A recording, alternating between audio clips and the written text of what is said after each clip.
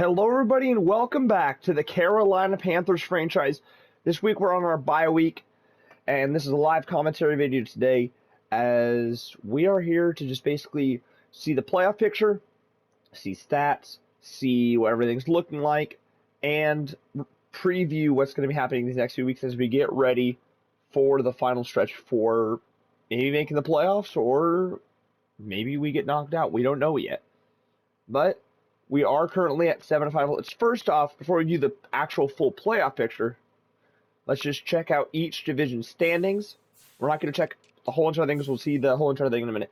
So starting in the AFC North, Bengals are 8-3 on top of it. Browns at 7-4. The Ravens are at 6-5, and the Steelers are at 1-10. They're looking like they're going to get the first pick in the draft really easily. And the AFC South, the Colts are 9-3, and they are running away with this division. They are very close to clinching it all out, as the Titans, Jaguars, and Texans have been awful this season. In the AFC East, the Dolphins running away with this division. The Bills only 2 games back, so anything's still possible. Patriots and Jets, though, consider them done. In the AFC West, the Raiders currently lead. They have a game over the Chargers and Chiefs, and they have 3 over the Broncos, who really need to turn things around now, but they're on a 3-game losing streak, so they got to start it turning around now, or they're in big trouble. The Chargers on a 6-game winning streak. So that's big. And the NFC North now, switching to the NFC side of things. The Packers are currently 7-5 on top of the division, with the Lions and Vikings both a game back, and the Bears technically being 2 games back. I'm assuming Vikings and Lions. I'm assuming the Packers and Bears actually are about to hit their bye week. In the NFC South, our Panthers obviously at 7-5, with the Saints right behind them at 5-7, Buccaneers at 4-7, and Falcons at 4-8. At the moment, we own the tiebreaker over the Saints, and we own the tiebreaker over the Buccaneers, and we split with the Falcons. So there's something that would go to that. I think it's record against NFC opponents, which I know we do own the tiebreaker there. So we own the tiebreaker against everybody at the moment. So that's big, but we cannot start falling off now. We're on a 3-game winning streak while the rest of the division has lost. The Saints have lost 4 in a row, the Bucs have lost 1, and the Falcons have lost 4 in a row. And one of those losses for the Falcons came against us. In the NFC East, the Commanders are 10-2 at the moment. They are running away with the division easily. The Cowboys trying to catch them, only a couple games back, and the Eagles and Giants not entirely out, as they can still make a wild card spot, but not going to win this division. And the NFC West finally, Niners, Cardinals, really neck and neck right now, while the Rams and the Seahawks are just way out of it. The defending champs don't look like they're going to make that much noise, and the Seahawks struggling in their first year without Russ. So now, with that being said, let's view the overall playoff picture. Let's see where everybody's at. As obviously in Week 13, you can start doing that. So let's check in the AFC side of things out first. Let's go to the 1 seed at the moment, who is the Miami Dolphins.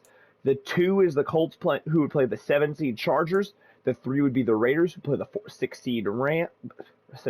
6 seed Browns, and then the 4 seed Bengals playing the 5 seed Buffalo Bills. Now, on the NFC side of things, the Washington Commanders would have the 1 seed at the moment. We would be in the 2 seed playing against the Arizona Cardinals. Packers would be the 3 playing against the Eagles, and the Niners would be the 4 playing against the Cowboys. So that is very interesting at the moment. So anything is possible right there. That's currently standings and playoff picture. Now, before we go check stats, here's what we are looking forward to as in our team specifically. So let's recap the season so far. And if there's a game that you haven't seen in a video, go look back. I have every single video, obviously. All the games are in correct order. So if there's a game you're like, I wonder how that happened, maybe I didn't see it, you can go check it out real quick. So, Browns, us versus the Browns, we lost week 1, 22-12. Then we went and smacked the Giants around, beat the Saints, and beat the Cardinals convincingly before taking a huge loss to the Niners, losing a close one against the Rams, barely edging out Tampa, losing to the Falcons, and losing to the Bengals, losing, 4 out of the next 5 after a win against Arizona. Then we turned it around, beating the Falcons, Ravens, and Broncos. Falcons and Ravens games being very tight competitions. The Broncos game being the most convincing win we've had all season. Now we're currently in our bye week. Coming up, we have to travel to Seattle, which shouldn't be too difficult of a game. Then the Steelers come to us. Shouldn't be too difficult a game. They're only a 1-win team. Lions come to us. That could be a difficult game, but we're at home. Then we do have to end the season on 2 tough games. traveling to Tampa, and traveling to New Orleans. So these 3 games right here, Seahawks, Steelers, and Lions, these should be gimme games. We have to win them or we're in big trouble going into week 17 and 18. So we cannot, honestly, unless the Saints lose a game, we cannot afford to lose any more than 2 of these games right here, or we're in trouble. Because then the Saints would split with us, and that's not all we want to see. So that's what we're looking at right now. We have some interesting opponents coming up. Now let's check the stats and awards across the league. First, let's check our team stats.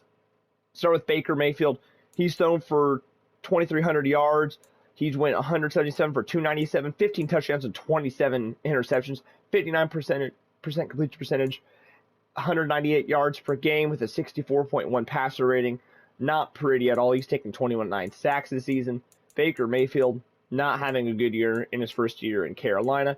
Now Sam Darnold has passed for 127 yards. He went 5 for 13 in the 1 start he got. Threw a touchdown and 2 picks, had a 38% completion percentage, and had a 60.8 passer rating. So Darnold was on track to be just as bad as Mayfield was, which was not looking pretty. Rushing the ball, McCaffrey is very close to eclipsing 1,000 yards on the season. He has 8 touchdowns on 153 carries. He has 6 yards per carry and 76 yards per game, 3 fumbles on the season, and 30 broken tackles. He's great yard after contact guy. He can go make plays for us, and that's what he's been doing all year. Mayfield, he's run the ball 7 times, had 134 rushing yards for a touchdown. Hubbard has only seen 2 carries. Ricci's seen 1. Deontay Foreman hasn't touched the ball all year. Receiving the football, DJ Moore has been our top receiver when it comes to yards. When it comes to receptions, though, that has been easily Christian McCaffrey with 50, 10 more than Rashard Higgins and Ian Thomas, DJ Moore, Robbie Anderson. So some certain guys have not gotten the ball as much as I would have liked to see. I wish we've seen more of Terrace Marshall, but we will make some moves in the offseason to try to move some players around and get it working. 704 yards for DJ Moore so far this season, 636 for Rashard Higgins, 442, a steep drop between Higgins and Ian Thomas, where him and McCaffrey are 442 and 402. Robbie Anderson at 279, then Marshall at 32, Ricci at 12, and Hubbard has the last one with 7 yards receiving. Nobody eclipses over, only 2 people eclipse over 50 yards receiving per game. And then touchdowns. Who's got the most touchdowns from Baker Mayfield? DJ Moore has gotten 5. Ian Thomas has gotten 3. McCaffrey's gotten 3. Robbie Anderson's gotten 3. Rashard Higgins has only gotten 1 despite being hit the second most on the team. And Giovanni Ricci has gotten 1. Looking at the defense now. Well, first, we're going to check solo tackles, where Corey Littleton does lead. Assisted tackles, Corey Littleton leads. And regular tackle, Corey Littleton leads with 77 tackles overall. On the season, tackles for loss, that belongs to Brian Burns with 18, and then sacks. Brian Burns also leads the team with sacks at 7.5. Brown has 5, 2.5 for Corey Littleton, 2.5 for Frankie Louvu, 2, I almost said 20 for some reason, but 2 for Gross Matos, 1.5 for J.C. Horn, a sack for Brandon Smith, a sack for Damian Wilson, and a sack for Marquise Haynes Sr.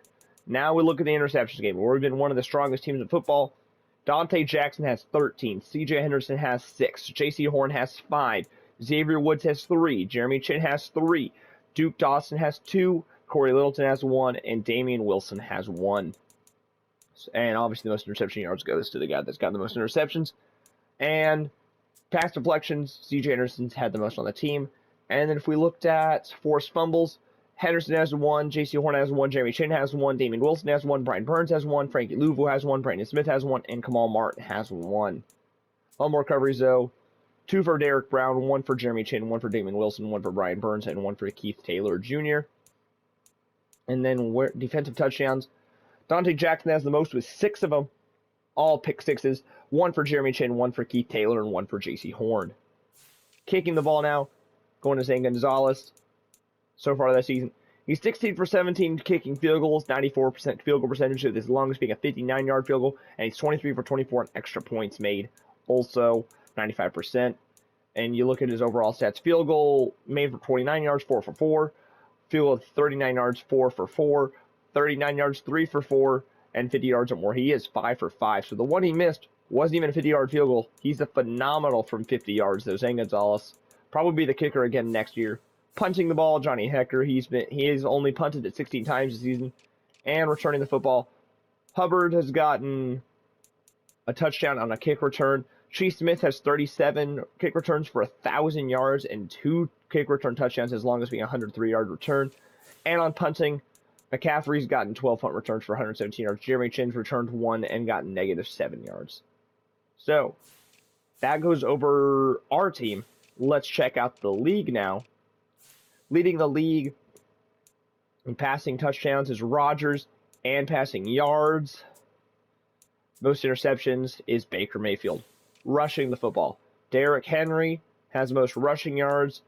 Rushing touchdowns, that belongs to Joe Mixon with 14. Josh Jacobs and Javonte Williams right behind him with 13.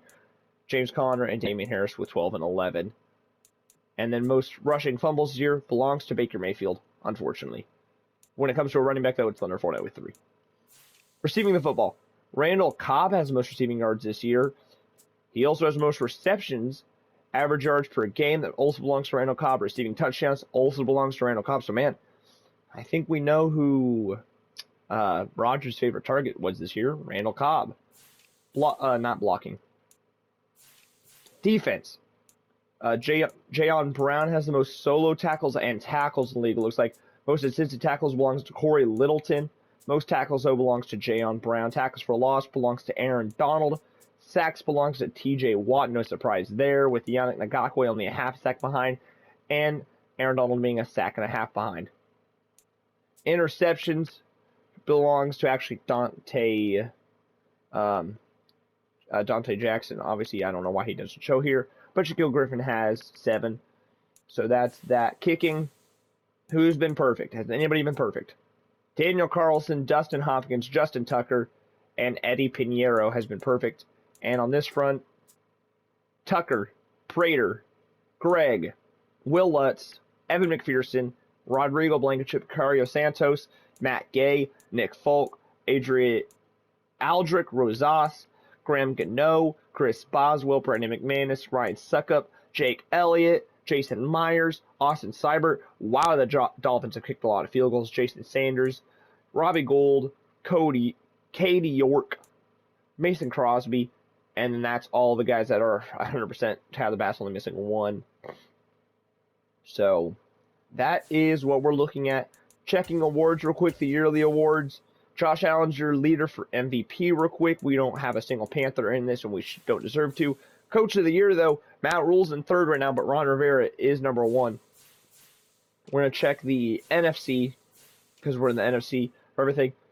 Offensive player of the year, McCaffrey's right behind Randall Cobb looking for it. Defensive player of the year, Dante Jackson, number 1. No surprise there. He is a phenomenal. Offensive rookie of the year is looking like it's going to be Jamison Williams. We don't have a single guy in this race. Defensive rookie of the year is going to be Jaquan Brisker at the moment. Again, do not have a guy in this race. Best quarterback, we don't even need to look at that. Dak Prescott's leader at the moment. Christian McCaffrey's been the best running back. Best wide receiver is Randall Cobb. Do we have anybody here? No surprise there. Best O-line, Zach Martin. Best defensive line, Aaron Donald. Do we have anybody here? We do have Brian Burns in 7th at the moment.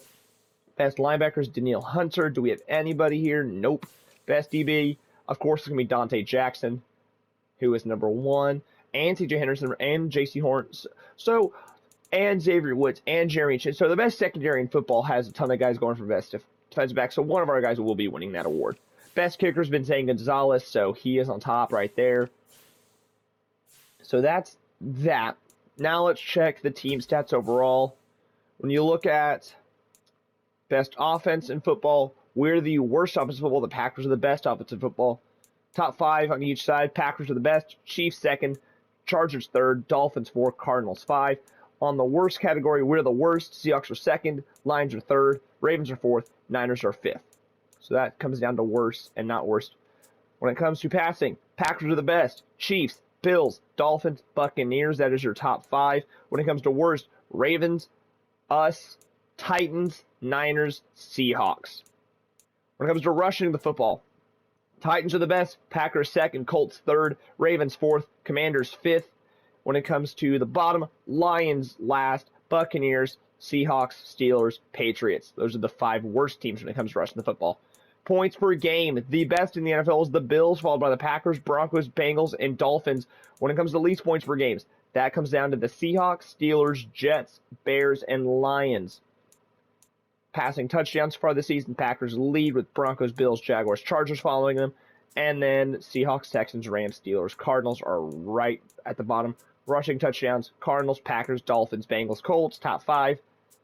Steelers, Panthers, Commanders, Jets, Seahawks, bottom 5. So we are really struggling on offense. First downs. Look at the defense. Let's see, total yards. We are actually the second best defense in the NFL, only behind the Commanders, Giants, Eagles, Dolphins. So we are a better defense. Packers, funny enough, despite having the best offense, are the worst defense. May explain why they're 7-5. The one thing I want to see if we're winning. First off, sacks. I do want to see this. Colts, Cowboys, Commanders, Vikings, Saints. Where are we at? Jaguars, Cardinals, Texans, Raiders, Seahawks. We are at 24 sacks at the moment. The thing I want to see. So fumbles. Most is the Saints. We are actually tied for the most fumbles. Fumble recoveries, that is, with 6. Interceptions, though, we have ran away with it. So, turnovers. I want to see this differential. So, turnover difference. Where are we at? I want to know. So, we have a 4 turnover difference. So, we have given the ball away 38 times most in the league. We've also taken the ball away the most with 42. If it wasn't for the giveaways, we'd probably be the best team in football. So that is sad. So we got to figure out something. Conversions, by the way, this is just everything. Third down conversions, Dolphins are the best. Fourth down conversions, Commanders are the best. 2-point conversions, not a lot of teams have gone for it. We are 2 for 2 on our 2-point conversions, by the way. We're 62% and we're 42% on third down, so not terrible. Red zone efficiency. Most efficient red zone team is the Jaguars. Least efficient is us, so that's not surprising at all. Most efficient red zone points percentage is the Titans. The least is us, and then right behind them, Cowboys are least. Right behind the Cowboys is us, and then the Giants right there. So we've got some things to figure out in this offseason, obviously. Even though we might make the playoffs, this is not a good season in my books. I feel like we could have done better, but we're 7-5 at the moment. That is all we're going to go over today. We have 5 more games on the regular season before we hit the playoffs. So if you want to be with me for these last 5 weeks of the NFL season, where we have to make our playoff push, see if we can make the playoffs year 1, or see if we'll just fall just short of the prize of making the playoffs. Make sure to hit subscribe, turn on those bell notifications, and come and check us out. Also, we are streaming on Twitch a lot now, streaming different games besides just sports. Whether it is sports or other games, you 100% would want to check it out. It's a lot of fun. You see me and Talon, who do the Minecraft series together. We're on that Twitch a lot. And then also, speaking of Talon, if you want to go check it out, he is starting to post on his channel, mainly some mini-player games. Soon we will be coming back to Minecraft and everything. And with that being said, Talon will start posting based off his perspective. So you want to see that, I'll have all of Talon's links in the descriptions. I'll have the Twitch link in the description. And if you haven't already, please subscribe, turn on bell notifications. It helps me out a lot. If you want to, it's free. You can unsubscribe at any time. Always go make sure to do that, though. I appreciate it a lot. It helps me out a lot. And I will see you guys all in the next one. Peace out, everybody.